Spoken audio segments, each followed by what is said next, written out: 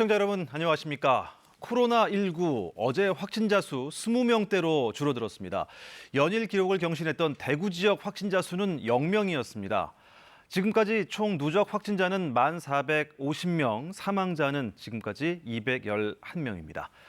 4.15 총선 사전투표 어제 이어 오늘까지 이어집니다. 첫날인 어제 사전투표 역사상 가장 높은 투표율이 기록됐는데요. 무려 12.14%로 지난 총선의 2배가 넘었습니다.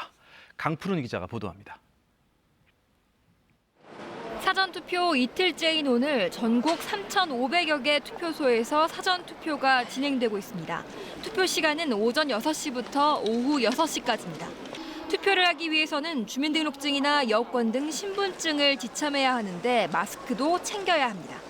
사전투표 첫날인 어제 투표 시작 3시간 만에 동시간대 역대 최고치를 기록하더니 오후 들어서도 꾸준히 상승폭을 유지했습니다. 최종 투표율 12.14%, 사전투표 첫날 역대 최고 기록입니다. 4년 전 20대 총선 5.45%의 2배를 넘겼고 최고 기록이었던 지난 대선의 11.7%도 갈아치웠습니다. 지역별로는 전남이 18.18%로 제일 높았고 대구가 10.24%로 제일 낮았습니다. 코로나19로 투표 절차 좀 복잡해졌지만 시민들은 되려 차분하게 대응했습니다.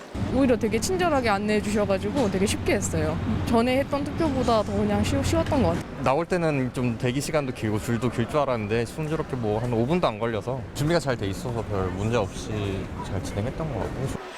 다만 50cm에 이르는 비례대표 투표용지에는 당혹스럽다는 반응이 나왔습니다. 누가 누군지도 모르고 이름도 비슷비슷한 이름이 있어갖고 어떤 확실한 그거 모를 때에는 그 어디 찍을지 어떻게 할 거예요, 그죠? 오늘 오후 6시까지 진행되는 사전투표, 투표소 위치는 선관위 홈페이지나 포털 사이트에서 확인할 수 있습니다. KBS 뉴스 강푸른입니다. 이처럼 높은 사전투표율에 정치권도 놀라는 분위기입니다. 사전투표, 본투표의 전초전격이죠. 여야는 유불리 계산에 한창입니다. 어떤 사람들이 왜 투표장에 나왔는지가 관건인데 전체 판세에는 어떤 영향을 미칠까요? 이어서 조태흠 기자입니다. 구민회관에 늘어선 줄 사전투표를 하러 온 유권자들입니다. 코로나19 때문에 덜 붐빌 때를 택했다고 합니다. 외출을 자제하고 있거든요. 그래서 출근한 김에 어차피 외출했으니까 사전투표하고. 나이도 먹고 그랬으니까 붐빌 때 하면 너무 복잡하잖아요. 그러니까는 좀 한가할 때 하려고 나왔. 여야 계산 복잡한데 어떤 유권자가 많이 나왔는지가 관건입니다. 30, 40대가 많이 나왔으면 진보 성향 정당이, 60, 70대가 많으면 보수 성향 정당이 유리합니다. KBS 여론조사에선 28.2%가 사전 투표하겠다고 했는데 30, 40대가 상대적으로 높았습니다. 또 본인을 진보라 밝힌 유권자가 중도나 보수 유권자보다 사전투표 의향이 강했습니다. 지역별로는 호남이 높으니 일단 민주당 유리해 보입니다. 하지만 이런 분위기가 통합당 지지층을 결집시킬 수도 있습니다. 아무리 마음속으로 문재인 정부가 잘한다 생각하셔도 투표를 해야 민주당과 시민당 후보가 당선이 됩니다. 우리 미래 형제당이 대한민국의 새로운 희망을 만들 수 있도록 저희들에게 소중한 한 표를 꼭 보내줄 것을 간곡하게 호소드립니다. 민주당 관계자는 국난 극복을 응원하는 유권자가 많이 나왔다고 했고 통합당 관계자는 지지층이 지난번보다 많이 나왔다는 보고를 받았다고 했습니다. 지난 총선 땐 상당수 지역에서 사전투표 결과와 최종 결과가 일치했습니다. KBS 뉴스 조태흠입니다. 어제부터 시작된 사전투표, 코로나19 확진자들도 예외는 아닙니다. 전국 8개 생활치료센터에 특별 사전투표소가 설치돼 코로나19 경증 환자들이 투표했습니다. 정부는 자가격리자의 경우에도 오는 15일 본투표에 참여할 수 있도록 방안을 마련하고 있다고 밝혔습니다. 최유경 기자가 보도합니다. 경북 경주의 한 생활치료센터. 증상이 가벼운 확진 환자들이 격리 생활하는 곳입니다. 건물 밖에 마련된 투표소에 먼저 의료진과 지원 인력들이 간격을 띄우고 줄을 섰습니다. 비닐 장갑을 낀 채 서명을 하고 투표용지를 받아 기표소로 들어갑니다. 이번엔 레벨 D 방호복을 입은 사무원들이 자리를 잡습니다. 생활치료센터에 있는 코로나19 확진 환자들의 투표를 진행하기 위해서입니다. 환자들도 마스크와 비닐가운, 장갑을 착용하고 투표해야 합니다. 환자들은 방호복을 입은 의료진과 선거관리인의 안내에 따라 투표 절차를 마무리합니다. 모든 투표 과정이 마무리되면 이곳에서 사용한 물품은 폐기 처분하게 되어 있습니다. 어제와 오늘 전국의 생활치료센터 8곳에서 사전투표가 진행됩니다. 서울과 경기의 각 한 곳, 나머지는 대구와 경북 지역에 집중돼 있습니다. 이곳에서 생활 중인 코로나19 경증 환자 466명이 사전투표에 참여합니다. 집 밖을 나갈 수 없는 자가격리 대상자는 이번 사전투표 기회를 얻지 못했습니다. 방역상 위험과 관리 부담이 크기 때문입니다. 대신 정부는 다음 주 15일 본투표에는 자가격리자도 투표할 수 있도록 방안을 마련 중입니다. 4월 15일 본투표에 참여할 수 있도록 하고 일반적인 유권자들과는 동선이나 시간대를 분리를 하고 감염 예방을 위한 여러 가지 조치들이 수반될 예정입니다. 선거일까지 최대 7만 명으로 늘어날 것으로 예상되는 자가격리 대상자의 구체적인 본투표 참여 방법은 내일 발표될 예정입니다. KBS 뉴스 최경입니다. 코로나19 확산을 막기 위해선 확진자가 어디서 감염됐는지 또 어디로 움직였는지를 빨리 알아내는 게 가장 중요하죠. 이걸 단 10분 만에 파악할 수 있는 시스템을 우리나라가 개발해 가동에 들어갔는데 특히 해외에서도 관심이 많습니다. 임종빈 기자가 취재했습니다. 지난달 26일부터 본격 가동된 역학조사 지원 시스템. 확진자 개인정보를 입력하자 이동 경로가 한눈에 들어옵니다. 몇 시에 얼마나 머물렀는지도 알 수 있습니다. 다른 확진자들의 동선을 함께 분석해 감염원도 찾을 수 있습니다. 동선 분석에 걸리는 시간은 단 10분. 휴대전화의 GPS 정보와 카드사 결제 내역 등 위치 추적이 가능한 정보가 결합된 데이터 덕분입니다. 기존의 역학조사에 걸렸던 시간은 24시간 정도. 어떻게 이렇게 신속한 분석이 가능해진 걸까? 기존에는 경찰청을 통해 통신업체, 여신금융협회를 통해 카드사에 공문을 보내 정보를 요청하고 허가도 기관을 통해 받아야 했습니다. 하지만 새 시스템에선 클릭 한 번으로 28개 기관에 연계된 정보를 신청해 받을 수 있습니다. 굉장히 신속 정확성이 더 향상된 결과를 가지고 현장에서 유용하게 활용할 수 있을 것으로 지금 생각하고 있습니다. 이에 대해 외신 기자들은 이 시스템을 세계 최고로 평가하는지, 다른 나라와 공유할 계획이 있는지, 또 감시기술 남용에 대한 대책은 있는지 등 질문을 쏟아냈습니다. 특히 사생활 침해 우려에 관한 질문에 대해 국토부는 추가 조사가 필요한 최소한의 경우만 분석한다고 밝혔습니다. 개인정보보호법이라든지 대통령 직속으로 개인정보보호위원회를 상설 운영하고 있기 때문에 여러 가지 제도적으로 완비가 되어 있다고 생각합니다. 또 코로나19 위기를 넘기면 모든 개인정보는 파기할 예정이라고 덧붙였습니다. KBS 뉴스 임종민입니다. 코로나19 사태로 미국에서는 3주 만에 1,680만 명이 일자리를 잃은 것으로 나타났습니다. IMF는 대공황 이후 최악의 경제 하락을 예상했는데요. 미 연준은 위기에 처한 실물 경제를 살리겠다면서 2,800조 원의 유동성을 투입하겠다고 밝혔습니다. 뉴욕에서 김철우 특파원입니다. 문을 굳게 닫은 상점, 계속된 공장 가동 중단 등으로 미국 내 실업 대란이 3주 연속 이어졌습니다. I think it's very frightening. Well, we just bought a house in the midst of all this, and now I don't have a job. 미 노동부는 지난주 신규 실업수당 청구 건수가 661만 건을 기록했다고 밝혔습니다. 3월 셋째 주 330만 건, 넷째 주 687만 건에 이어 역대 최대 규모의 폭증세가 계속된 겁니다. 미국 언론들은 3주 만에 1,680만 명이 실직해 미국 근로자 10명 가운데 1명 이상이 일자리를 잃은 상황이라고 평가했습니다. 게오르기에바 IMF 총재는 올해 세계 경제 성장이 급격히 마이너스로 돌아설 것이라며 대공황 이후 최악의 경제 하락을 예상했습니다. We anticipate the worst economic fallout since the Great Depression.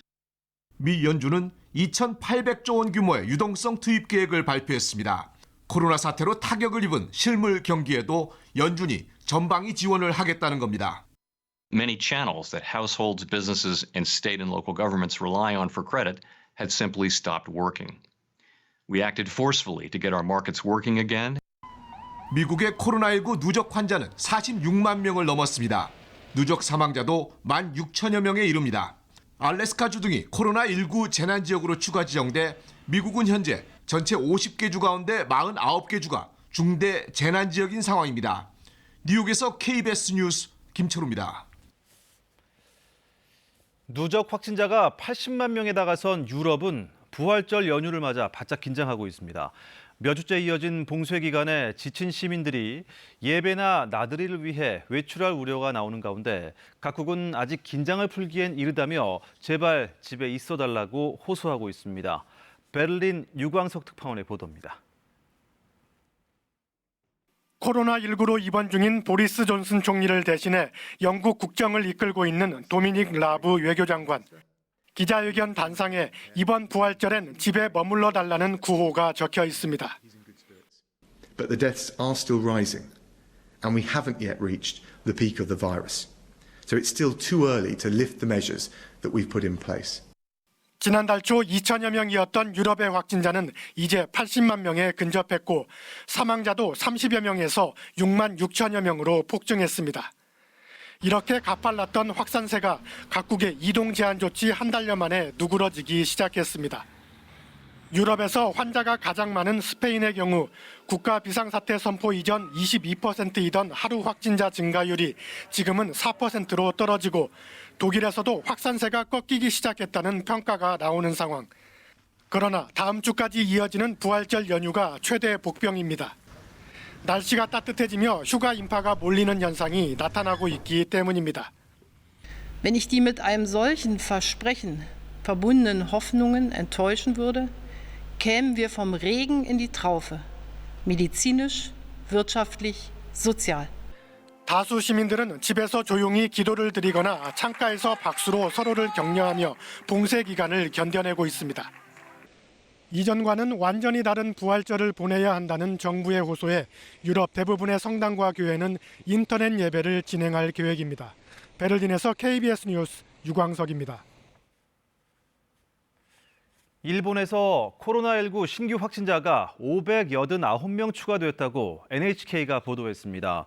이에 따라 일본의 코로나19 누적 확진자는 6,846명으로 늘었고 사망자도 12명 증가해 131명으로 집계됐습니다. 일본의 하루 코로나19 확진자는 8일 515명, 9일 576명에 이어 사흘 연속 최다 기록을 세웠습니다. 확진자가 크게 줄어든 국내 상황을 보건당국은 어떻게 볼까요? 거리두기 성과에 국민에게 감사하다면서도 이것은 숫자일 뿐이다라며 냉정하게 잘랐습니다. 봄꽃의 유혹도 있고 선거 관련 일정에 부활절도 앞두고 있습니다. 보건당국은 주말을 앞두고 공든 탑이 무너질 수 있다며 강력한 거리두기를 유지해달라고 호소했습니다. 송금한 기자가 보도합니다. 벚꽃길 통행로가 막혀 자전거들이 돌아 나옵니다. 어제까지로 예정됐던 국회 인근 통행 제한이 이틀 더 연장됐습니다. 3주째 시행 중인 강화된 사회적 거리두기를 더 유지하기 위해서입니다. 주말이 돼가지고 여기 나들이객들이 많이 오시는데 바리케이트가 쳐져 있는데 혹시라도 넘어오시는 분들이 가끔 있는데 그분들 오시면 다시 돌려보내고 있습니다. 방역당국은 사회적 거리두기 효과가 안정적으로 지속되려면 시간이 더 필요하다고 강조했습니다. 집단 감염의 불씨는 곳곳에 남아있다며 계속 외출을 자제해달라고 호소했습니다. 환자 발생 숫자에 불과할 뿐 그 자체의 의미를 부여하고 섣부른 예단을 하는 것은 경솔하다고 판단됩니다. 인구가 밀집한 수도권 확진자 발생이 늘고 있는 데다 사전투표와 선거운동, 종교 행사인 부활절을 맞아 밀접 접촉 가능성이 높은 이번 주말이 고비란 겁니다.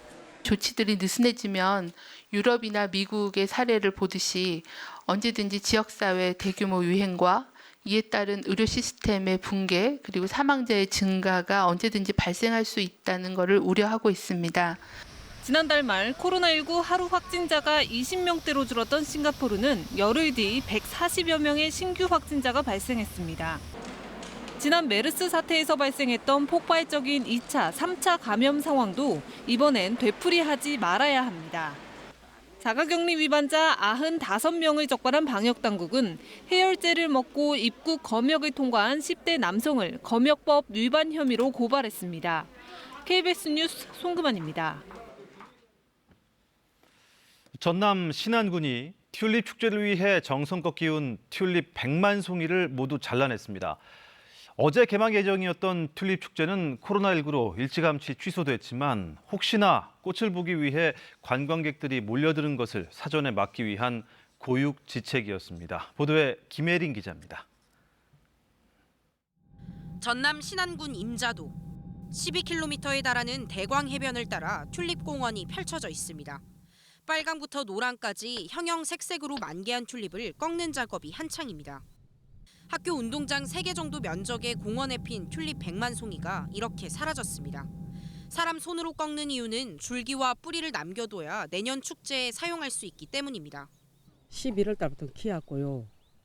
지금 4월 달이잖아요.